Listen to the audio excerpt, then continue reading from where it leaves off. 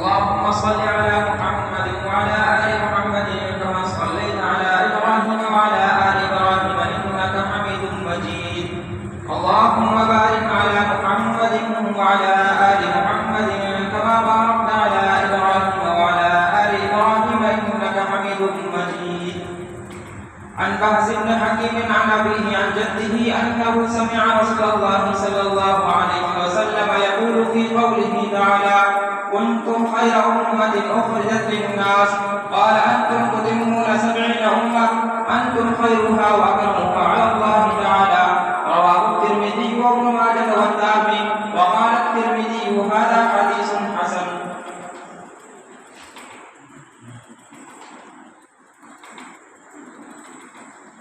مشکات المصابیح،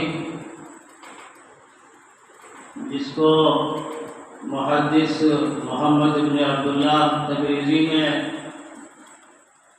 اس کو ترتیب دیا، احادیث کو جمع فرمایا،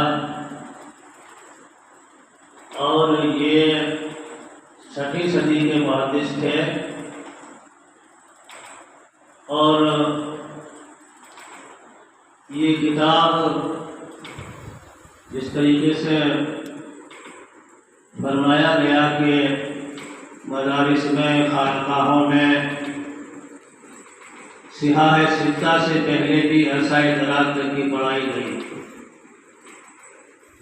مشکات کے معنی چراغ دان کے اور شمعدان کے ہوتے ہیں، اور مصابیح مصباح کی جمع ہے، جس کے معنی چراغ اور شمع کے ہیں، یعنی ایک ایسا چراغ دان، ایک ایسا شمعدان جن کے اندر بہت سارے مصابیح کو اور چراغوں کو جمع کر دیا گیا۔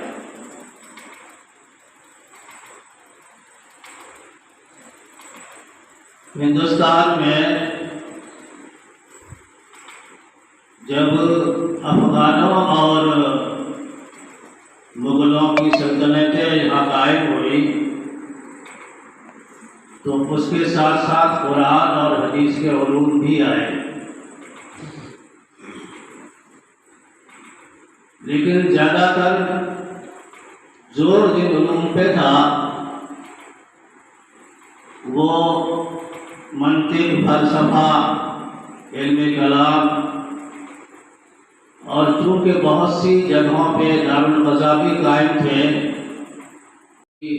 اس سے مراد تحریر نہیں ہے، تکثیر ہے۔ عدد کا لفظ، عدد جو ہے نا، کئی دفعہ تکثیر کے لیے استعمال ہوتا ہے۔ یہ کسی 70 تک حدری نہیں فرمائی، بلکہ یہ کہا ہے کہ یہ تو ایک اندازہ ہے۔